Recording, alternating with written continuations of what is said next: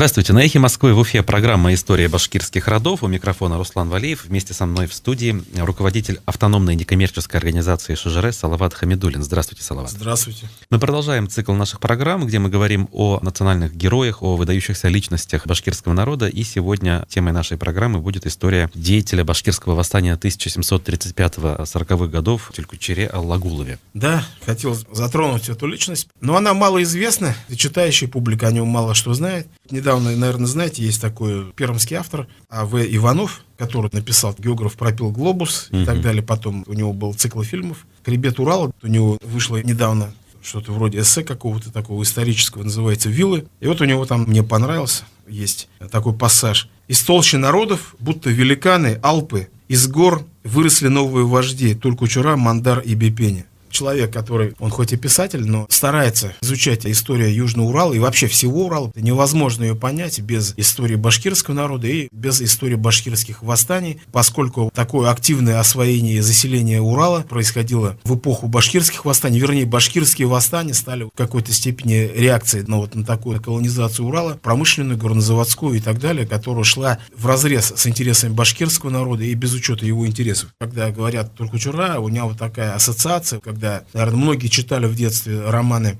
Фенемора Купера, Мациола, Чинганчгук, Большой Змей. Вот у меня вот такой образ возникает, вот такого воина, партизана, собственно, который тоже достоин пера такого же соразмерного автора, как Фенемор Купер, я не знаю, может быть, и Вальтера Скотта и так далее. Но, к сожалению, про него ничего не написано. А вот мы уже в цикле своих передач затрагивали вопрос башкирского восстания 1735-40-х годов, но мы, в общем-то, рассказывали больше о ходе этого восстания и больше, так скажем, о политических лидерах. Вот Тюлькучира, он не был политическим лидером, он был именно таким военным вождем.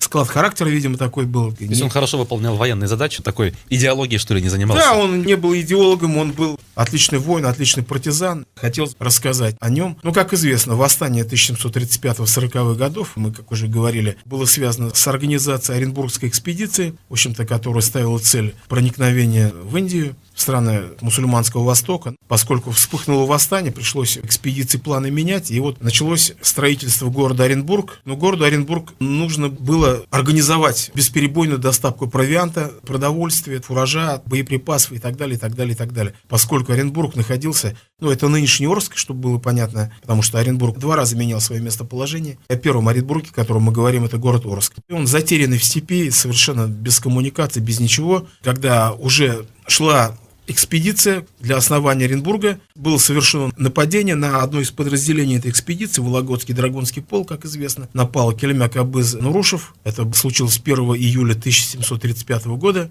в урочище Зерган, это сейчас село Зерган Милютовского района. Вот с этого нападения началось восстание. Тюлькучира Аллагулов, он был башкиром Сибирской дороги, Удейской волости, а напали на Оренбургскую экспедицию башкиры Ногайской дороги. Это 2 разные области Башкирии. Ногайская дорога — это все, что к югу от Уфы, а Сибирская дорога — это восточная Башкирия. Тюлькучира Аллагулов был башкиром Сибирской дороги. И интересно, как там это движение разворачивалось, да, было ли оно взаимосвязано. Вот мы по источникам знаем, что нападение на Вологодский полк, Драгунский, основная масса была, как я уже говорил, Башкир-Ногайской дороги, незначительные были отряды еще Башкир-Казанской и Сибирской дороги. Основная масса Башкир-Сибирской дороги в этой акции не участвовала, и вот в последующих сражениях с Оренбургской экспедицией. Вот как там на Сибирской дороге движение началось. Как я уже говорил, Тюлькучира Аллагулов был башкиром Кудейской волости, родная волость Салават Юлаева, поэтому Тюлькучира — это такая предтеча, да, этого Салават Юлаев. Салават Юлаев — это уже герой другого восстания. А в 1735 году главным таким вождем башкир-кудейцев был как раз Тюлькучира Аллагулов. Но на начальном этапе движения мы его не видим. Как я уже говорил, он был военным вождем, сугубо такой вояка, рубака, и его не видно. В 1935 году практически его имя не встречается среди вождей движения. Тогда же в 1735 году вот для того, чтобы организовать доставку провианта к Оренбургу, в верховьях реки Урал, или тогда Яик назывался, была основана Верхояицкая крепость. Это сейчас город Верхнеуральск. Причем землю под эту крепость из вотчины Каратабынской волости отдал одному из руководителей вот этой Оренбургской экспедиции, Тевкелеву, отдал сам же Батыр Таймас Шаимов.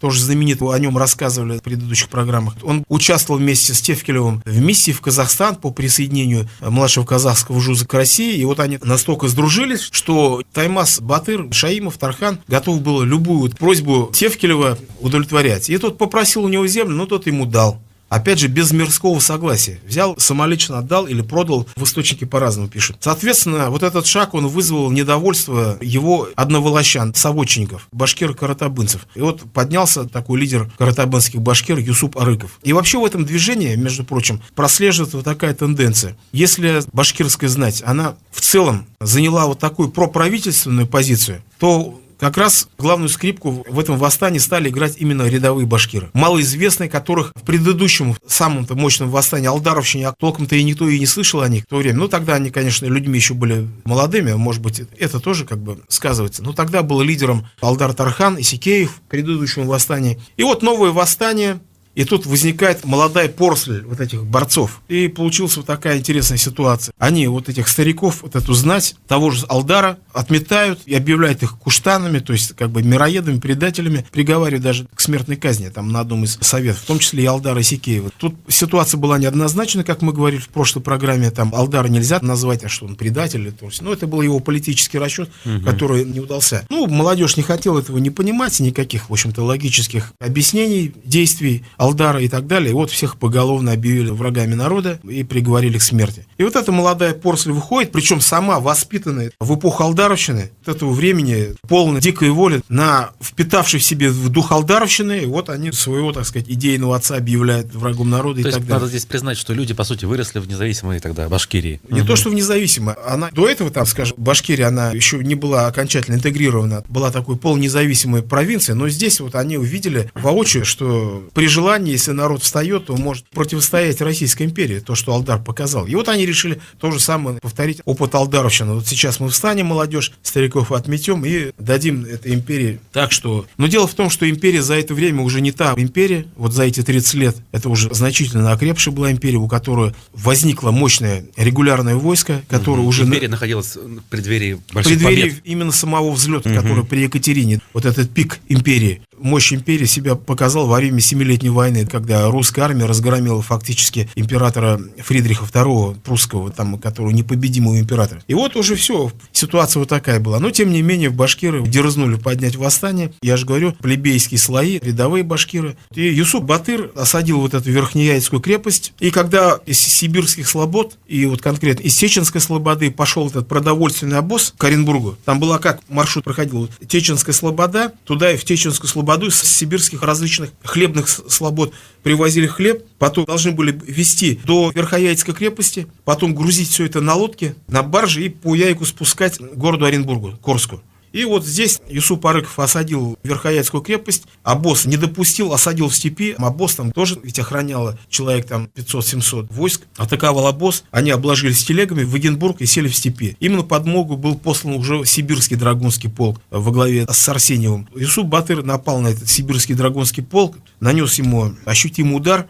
полк не смог пробиться и обратно ушел, отступил. Хотя, видите, какие там значительные силы были. Сам гарнизон Верхояицкой крепости, охранение обоза во главе с майором Шкадером или Шкадером, сибирский драгунский полк Арсеньева, попытка прорваться не удалась. В итоге гарнизон в начале будущего 1936 года умер от голодной смерти. Вот этот Орский гарнизон. 700 человек. Это огромный фактически полк целый. То есть не могли даже эмигрировать, не знаю, перейти в другое место? Они попытались. Был месяц январь или февраль. Дорог нет. Там 200 человек они оставили, и 500 человек там или сколько пошли в Сакмарскую крепость. Это сейчас село Сакмарска, прям вот там, не знаю, 20 километрах от современного Оренбурга. Но по дороге все замерзли от холода. Какая-то жалкая кучка дошла. Фактически Оренбург и гарнизон был уничтожен. Что они сделали вот этой блокадой? Но гарнизон Верхояицкой крепости, тоже не выдержав вот этой осады, сдался на милость, вышел. И в это время один был башкир Аладжи Ангул, как написано, против мирского решения, против воли остальных там решили вывести и отправить их в Освоясь, это Оренбург, а крепость срыть. Он взял, напал, и весь гарнизон Верхояицкой крепости был перебит, там же на месте. 2 роты солдат, вот такие огромные потери. И мы не видим здесь пока... В этих событиях, безусловно, участвовал только Кучура Аллагулов, но он был еще не на первых ролях. Его фигура, в общем-то, всплывает уже в 1736 году. Только Кучура Аллагулов собирает свой отряд, что подвигло вот к таким жестокостям, во-первых. по отношению к той же гарнизону Верхояицкой крепости и так далее. В это время полковник Тевкелев устроил Сиантузскую резню в Балыкчинской волости, когда было больше 1000 человек уничтожено, убито, а 100 человек были заживо сожжены в амбаре. А вот это известие подвигло башкир именно вот на эти жестокости ответные. И тут уже все, война пошла по-настоящему. Ведь на самом деле шли вот эти провианские обозы, шла вот их блокировка, башкиры не ставили цель уничтожить вот эти обозы, это больше была такая демонстрация, не пропустим и все, осадили в степи, а потом дали им спокойно отступить. Такое хулиганство своего рода. Ну, перегородили дорогу, те не пробились, ушли обратно, не стали добивать вот эти провианские обозы. Когда вот Тевкелев, то, что он сотворил, в общем-то, все, здесь вот это, скажем, вот был вот тот Рубикон,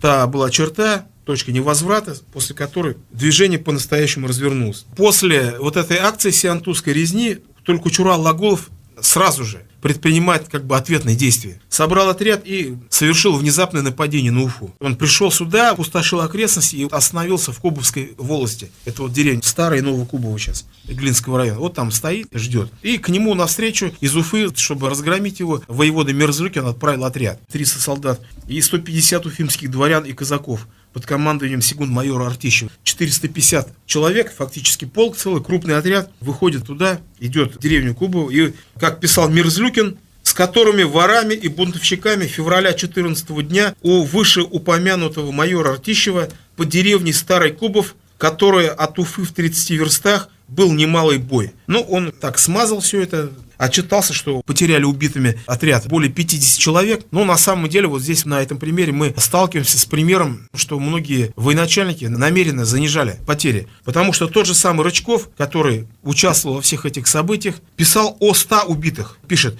означенный капитан Корюгин в составе майора Артищева отряда был, а с ним поручик Аничков, уфимский атаман Кадамцев и лучшие из уфимских дворян и казаков, людей всего регулярных и нерегулярных, более 100 при означенной деревне Кубов побиты, которым авантажем воры-башкирцы с наибольшим злодейством ободрились и премногие пакости около города Уфы делали. Был убит, он пишет, более 100 регулярных и нерегулярных, лучшие из уфимских дворян и казаков погибли, в том числе уфимский атаман Кадамцев, предок братьев Кадамцевых, знаменитый дворянский род Аничкова и так далее. Аничков погиб. Больше 100 человек, это было очень сильные потери. После этого, опустошив окрестности, Толькучура двинулся дальше. После вот нападения на Уфу Толькучура двинулся на север, как раз на территории современного Балтачского района, где находились верные правительству, селение мишарских старшин. Деревня Богданова тогда называлась крепость Богдан-Коши. Там была сооружена крепость. И вот он туда двинулся, произошло несколько сражений. Тевкелев, узнав, что вот идет фактически уничтожение селений мишарских старшин,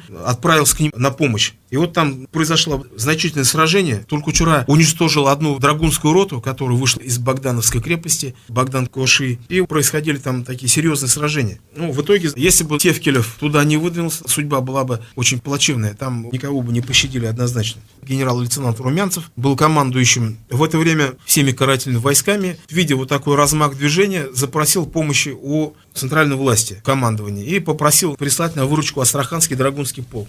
И вот этот Астраханский драгунский полк двинулся в Башкирию. Астраханским драгунским полком командовал полковник Мартаков. Он прибыл на Сибирскую дорогу, и началось вместе с отрядом полковника Тевкеля, вот они начали настоящий геноцид башкирского населения. Было сожжено 51 деревня и убито где-то больше 2000 взрослых и детей. Начали все уничтожать. Естественно, Толькучура Алагулов внимательно следил за действиями вот этого Астраханского драгунского полка Мартакова. И летом, уже 25 июня 1736 года, когда вот этот полк находился под городом Красноуфимском, атаковал этот полк. Здесь он проявил себя как такой хитрый воин, хитрый партизан. Он заметил, что вот этот бивуак полка, в отдалении от него стоит пикет. Пикеты — это незначительные отряды. Он решил напасть на этот пикет, который возглавляли поручики Бандемир и Вепревский. А когда уже основные силы полка на выручку поскачут, драгуны же это все-таки в первую очередь конные воины, солдаты, поскачут на помощь этим пикетам, встречным ударом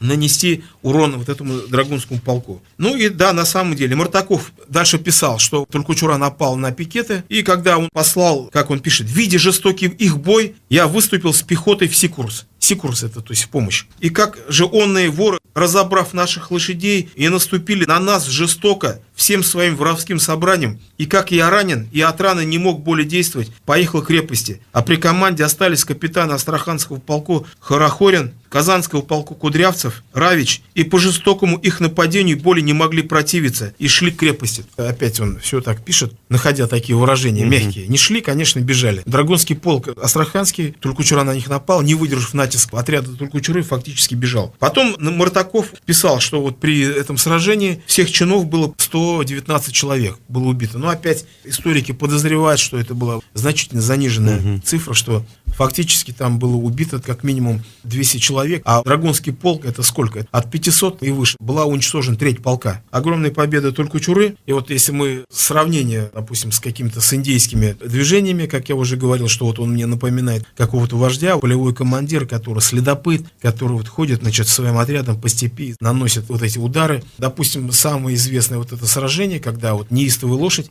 напал на 7-й кавалерийский полк генерала Кастера, воспетый в американской истории. Вот там было убито 200 человек. И это вот стало... Сопоставимые вещи. Все то же самое было вот в одном сражении. Для башкирской истории это рядовое сражение, а в истории индейских войн это как бы центральное вот такое событие. Причем нападение Тулькучуры на Астраханский Драгунский полк вряд ли можно назвать совпадением. Скорее всего, это было спланировано, синхронно.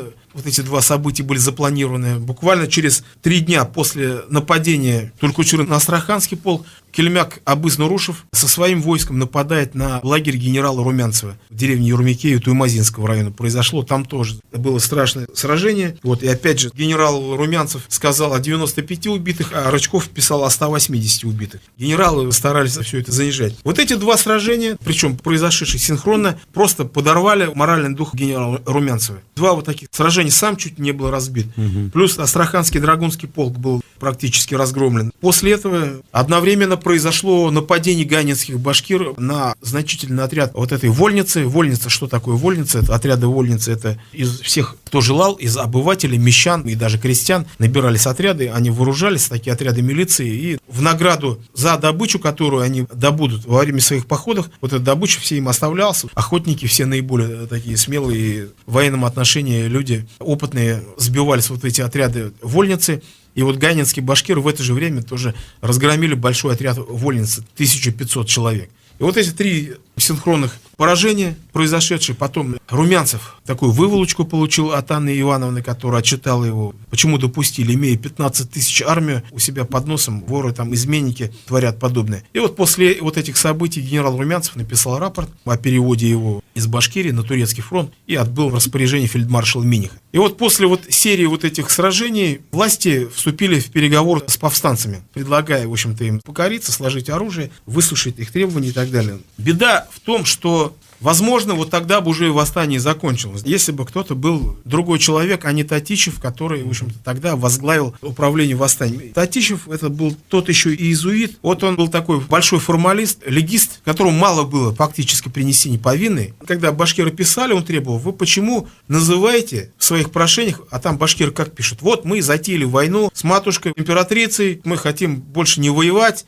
а хотим покориться. Он говорит: вы не называете то, что вы там войну пишете. Вы воры, вы бунтовщики, пишите, что вы не воевать, а воровать больше не будем. То есть такой легист. И требовал вот этого соблюдения. Если война, фактически он исходил из того, воюют только равные друг с другом 2 субъекта могут воевать. А вы воевать не можете, вы только воровать можете. Бунтовщики. И таковым признавать. И вот, цепляясь вот за такие формальности, фактически он просто затягивал переговоры, и они в итоге ни к чему не привели. Потом начал требовать выплаты штрафных лошадей, поскольку повстанцы, вот это для них это был самый больной вопрос, выплат штрафных лошадей, потому что, лишившись конского состава, вообще воевать не смогут. Башкирский воин — это в первую очередь конный воин, это всадник и так далее. Поскольку она ни к чему не привела, башкирское общество, оно ведь было такое демократическое, мирские люди требовали от вождей, чтобы примирились. Вот было требование. И буквально Юсуп Батыр Арыков сказал: ну ладно, хорошо, если вы там требуете, я вот прям возьму и свою голову, выражение его, свою голову понесу царице. И вынудили его, Юсуп Батыра, пойти на переговоры и сдаться. И вот когда Юсуп Батыр оказался уже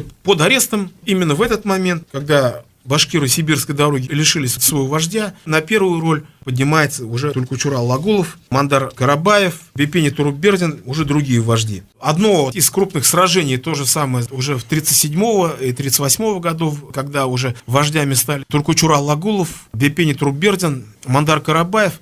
Было также нападение на Ямбургский драгунский полк, когда был тоже уничтожен один из отрядов Ямбургского драгунского полка. Плюс они совершали рейды по всей Башкирии. Восстание уже стало выдыхаться. Оно перетекло в такую фазу, больше такой стало приобретать вид не фронтальных сражений с регулярными войсками, а вот именно таких партизанских действий против верных старшин, против отрядов мишарских старшин и так далее. Но я хотел бы об одном еще моменте рассказать. Вот один из эпизодов, почему вспоминается сразу Фенемор Купер и какие-то вот такие сюжеты романов, описал академик Лепехин, который в 70-х годах был в Башкирии. После того, что когда Тулькучура Алагулов разгромил Астраханский драгунский полк, он решил взять штурмом Красноуфимск. И вот они пошли на Красноуфимск, видя, что Красноуфимск взять не удается, решили подступить к Ачетской крепости. Это сейчас, по-моему, город Ачет Свердловской области. Туда двинулись и решили вот эту Ачетскую крепость взять. Поскольку у них драгунской формы было много, амуниции и так далее, переоделись в драгунскую форму и решили незаметно подъехать. Лепехин пишет, что они, содрав,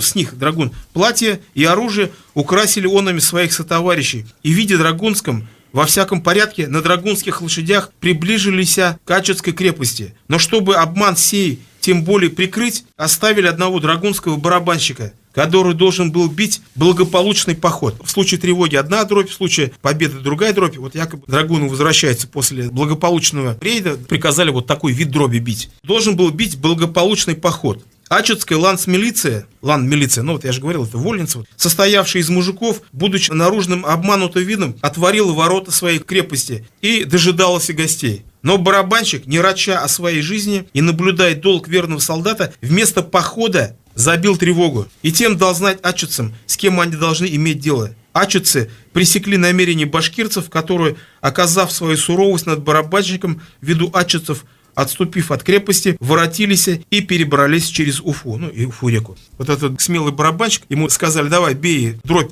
торжественно, что вот мы возвращаемся, а тот забил тревогу и спас вот эту крепость от поражения. Чем, так сказать, не сюжет, описание приключенческого романа. В итоге в 1939 году уже фактически силы повстанцев иссякли, людей практически было мало, многие погибли в боях, население обескровлено. И вот уже в 1939 году у Тулькучуры-Батыра людей-то уже там было несколько десятков всего лишь. И вот как раз в это время по сибирской дороге шел отряд капитана Стрижевского, как раз который занимался изъятием вот этих штрафных лошадей. Тулькучура-Батыр, у которого там было 27 человек, шансов разгромить отряд Стрижевского, никакого не было. Но, тем не менее, он почему-то отважился совершить вот это нападение, стал набирать людей. И, узнав об этом, верные старшины самой же Кудейской волости, то есть его соплеменники, вот это знать Кудейской волости, Шиганай Бурчаков, старшина, и Юнус Тархан Теперишев, собрав отряд в 300 человек, выступили и атаковали небольшую горстку вот этих воинов Тулькучуры-Батыра. Окруженные со всех сторон повстанцы попытались прорваться сквозь строй, но, тем не менее, у них ничего не получилось. Тулькучура-Батыр был схвачен и выдан властям. Был казнен уже Мензелинский вместе с другими вождями в сентябре того же 1739 года. Вот такая судьба Тулькучура-Батыра. Она интересная, это был такой суровый воин, удачливый полководец, и я считаю, что достоин пера какого-нибудь романиста. В завершение хотелось бы уточнить, его имя как-то увековечено на территории Башкирии? Нет, никак, нигде неизвестно. Кстати, его имя Тулькучура. Тульку – это лис, Чура – это Витязь. Ну что ж, сегодня в программе «История башкирских родов» мы разбирали биографию Тулькучуры Аллагулова. Я напомню, что у микрофона был Руслан Валиев и Салават Хамидуллин, руководитель автономной некоммерческой организации «Шужаре». Спасибо большое, Спасибо. Салават. Спасибо всем, до свидания. До свидания.